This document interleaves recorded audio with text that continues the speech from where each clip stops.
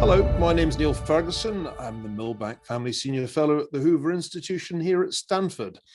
And one of the things I do is to chair the Hoover History Working Group.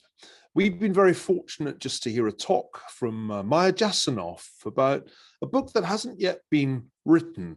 Maya is the XD and Nancy Yang Professor of Arts and Sciences and the Coolidge Professor of History at Harvard University. She's the author of 3 prize-winning books: Edge of Empire, Liberty's Exiles, and most recently, The Dawn Watch, Joseph Conrad in a Global World. But I think it's fair to say that her new project takes her work in a new and extraordinarily exciting direction. The title of the forthcoming book will be Ancestors: Where Do We Come From and Why Do We Care? And the central theme of the book will be, and I quote, "Ancestry itself has an ancestry." Maya, welcome to Hoover. And let me begin by asking a really straightforward question. Was it your own ancestry that got you into ancestry as a topic for a book? Yes and no. I first thought about ancestry as a topic when I began visiting archives as a graduate student in history.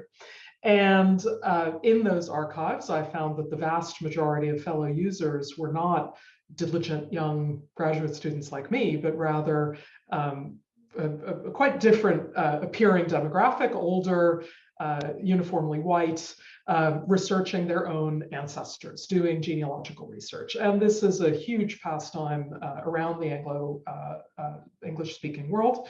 And I found myself wondering what these people were really looking for, because my own ancestry, which is on one side Ashkenazi Jewish and on the other side Bengali Indian, is certainly not the kind of ancestry that you can go research in big national archives, probably in no archives.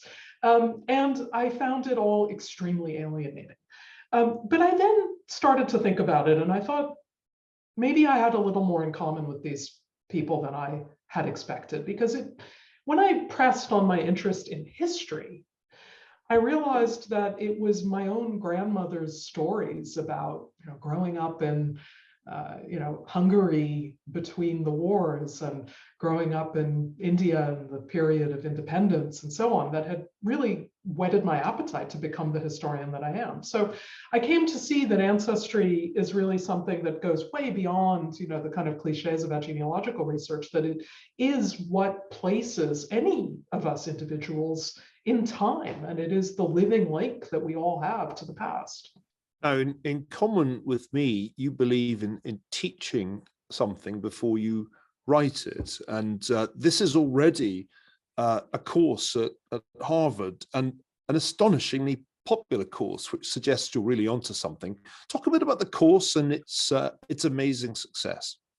Sure. So I had the idea that maybe it was worth thinking about what genealogists were doing and why ancestry seemed to matter at a time when the genetic ancestry tests that are now quite widespread were coming online. And in order to get at this, I thought, well, why don't I try to develop a course? And I immediately thought about the curriculum that we have here at Harvard called the General Education Curriculum, which deliberately crosses disciplinary boundaries, because it seemed to me that while there's a story that has to do with archives, there's also a story that has to do with genetics. And I needed to find some way to stitch these things together. So I developed the template for a course that was going to explore the idea and significance of ancestry in different media, so to speak, in genetics and documents and places, and across time. Because as I started to look at this, it seemed to me that one could historicize the ancestry of ancestry.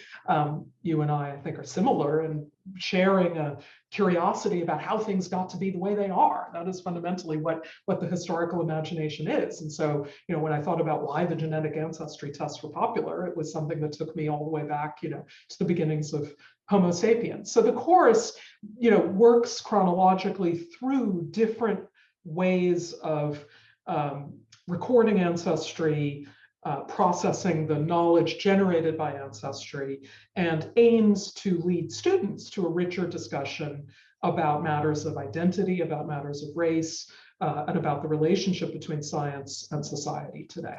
So let me help you break it down into those components, which I guess will be sections of the book. One that obviously springs to mind is the extraordinarily disastrous way in which people thought and then fought about issues of human genetics, in particular race, from the mid-19th century to the mid-20th century. So talk a little bit about that, but then I also want to hear about the other parts, the earlier and I hope happier parts of the story. Sure. So a bunch of things happen in the late 19th, early 20th century, somewhat unrelated to each other, but with great consequences for one another. One of them is, of course, that the idea of human origins is completely unsettled in the West by Darwin, by also, I should say, the geologists who preceded Darwin. And on the back of that, the quantum of inheritance biologically is identified by Gregor Mendel, whose discoveries are taken up and widely popularized in the first half of the 20th century. So ancestry becomes a biological thing with a kind of apparatus and a discipline, which we call genetics, attached to it. At the same time, the period of the later 19th century witnesses a new wave of national consolidation and imperial consolidation, unification of Germany, Italy, et cetera, new wave of imperial rule, and new instruments for governance, including censuses, which are very interested in classifying people by their ethnic and linguistic and national origins. And then a third phenomenon happens at the same time, which is a surge in global migration around the Atlantic, around the Indian Ocean, and around the North Pacific as well, through which hundreds of millions of people are moving and relocating. And all of those things happening alongside one another lead, I think, to new regimes in which ancestry matters. It matters for citizenship law, it matters for immigration, it matters for, in all kinds of ultimately very destructive ways for policies of eugenics and later ethnic cleansing and genocide.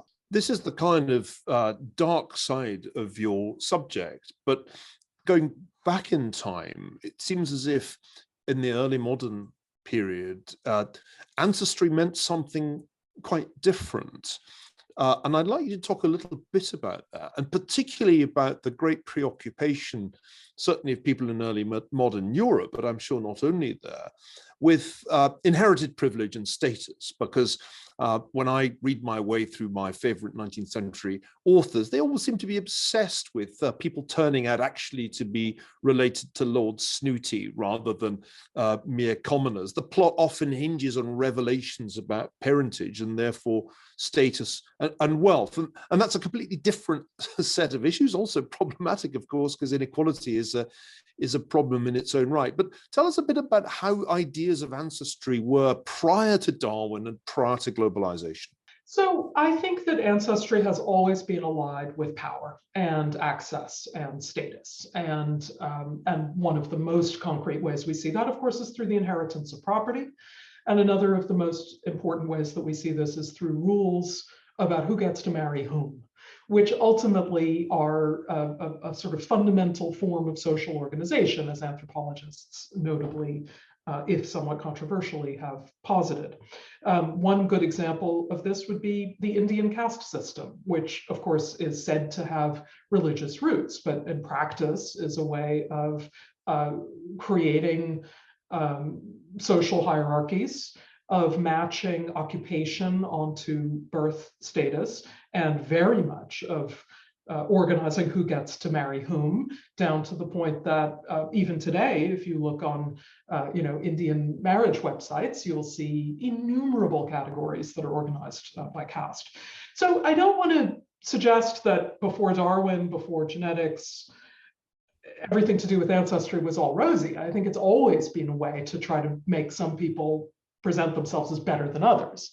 But I think that the grounding in which that was done tended to be more religious, tended to be perhaps more related to monarchical and aristocratic power, and the tools that bolster that, whether they be wealth or whether they be force of arms, and that has always been essentially why people seek to assert claims to particular distinguished ancestors. It's a trope of all, dynasties that, all sort of usurpers to thrones kind of come in and say, oh, but I actually descend from so-and-so, even in the case of, the fairy Melusina or whatever it may be. This is a very ancient move that is made in societies around the world. Now, as we look around us today, obviously our understanding of these issues has changed again very radically. The advent of modern genetics, our understanding of DNA, we're in a very different place from people in that dark age, if that's the right term, from the mid-19th to the mid-20th century, which we associate with the rise of eugenics and multiple disasters, the most grim of which was, of course, the Holocaust. And I wonder if your book is going to get into the territory of modern debates about identity and about genetics, because it seems to me that although we understand the science a lot better than people 100 years ago, there are new forms in which trouble can surface. For example, when arguments start to be that certain entitlements, say reparations, are going to be allocated according to people's ancestry, only descendants of slaves need apply.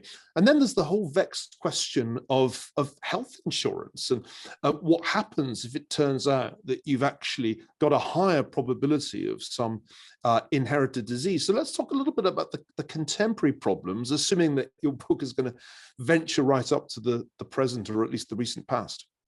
Yeah, so I think that one of the challenges that we face, certainly in the United States, but I think this could be applied to societies around the world, is that because ancestry has mattered in so many different ways for so long, it is sedimented into the way things run.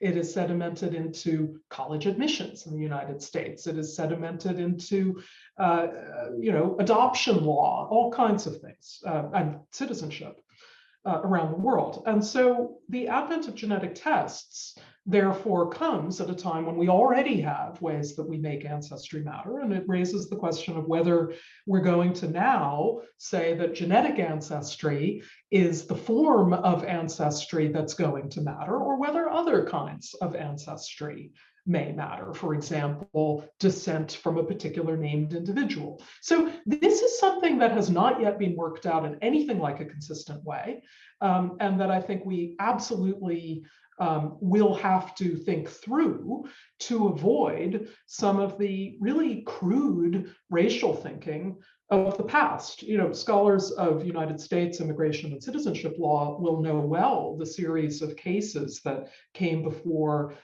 federal and the Supreme Court in the early 20th century, which sought to establish which kinds of Asian immigrants counted as white, quote unquote, for the purposes of naturalization, and went through a new, incredible gymnastics to show that, well, actually, it's not about the place you're from, it's about the color of your skin. No, it's not about the color of the skin, it's about the place you're from, et cetera, et cetera. And we're very much in that, run the risk, I think, of having similarly sort of muddled and self-contradictory sorts of discussions today. Well, here at Hoover, we're interested in applying history to contemporary issues, but in some ways, all of this is about applying history to oneself, and that seems to be what motivates those people you talked about earlier to go and research their family trees. When our my former colleague, your colleague Skip Gates, does this kind of stuff on television, there's always a moment when people find out something surprising about their own family history, their own genealogy. And I can't resist asking you as a final question, if in the course of the early research for this book, you found out anything surprising about your own genealogy, your own family history. So I found out one thing that wasn't surprising at all, but that is telling, which is that I did do one of these genetic tests, and before the results came, I had set up a lecture in which I was going to do a big reveal. It was going to be a great moment for everybody, but the results didn't come in time. And so I had to do a reveal that said essentially, well, I don't need a genetic test because I know exactly who I am. And indeed, it turned out that the genetic test showed that I was 50% Ashkenazi Jewish and 50% Bengali Indian. So no funny business in my ancestry. But that does make the point that, our ways of knowing where we come from don't rely on these tests. On the other side, I'd say that, it has been interesting to me to use some of the good old-fashioned historical research methods I've honed over other projects on myself, and in particular to try to unpack things about my father's ancestry in documents. And I discovered that my last name, about which I have quite a bit of pride because it belongs only to the members of my nuclear family, has changed so many times over the last few generations. So I found a naturalization certificate for my great-grandfather, the first Jasanoff, on which the name that the clerk wrote, which was Jasnofsky, not Jasanoff, is in turn different from the name he signed himself, which was Ashnovsky, is in turn different from the name as it's rendered in the index, which is something like Asanovsky. So it's all a muddle, and historical research is always going to yield surprises. Well, I had always wondered a bit about your surname, but you'd be surprised how many times a very common surname like Ferguson could get mangled. There's even a joke about the man who goes through Ellis Island and is told to give the name Sean Ferguson, which can also be rendered as Sean Ferguson in Yiddish. I've already forgotten, but I'll spare you the joke, which doesn't really work if you tell it in a non-Jewish British accent anyway. Maya, thanks so much for joining us at Hoover. I think it's an absolutely extraordinary project you've embarked on. It's a sign that you've got a bestseller in your hands, that the course is already one of the two largest and most popular courses at Harvard. Of course, you can't buy Ancestors yet, sadly, viewers, but let me take this opportunity to plug once again Maya's earlier books, Edge of Empire, Liberty's Exiles, and most recently, The Dawn Watch, a book on Joseph Conrad. Maya Jasanoff, thank you so much for joining us. Thank you.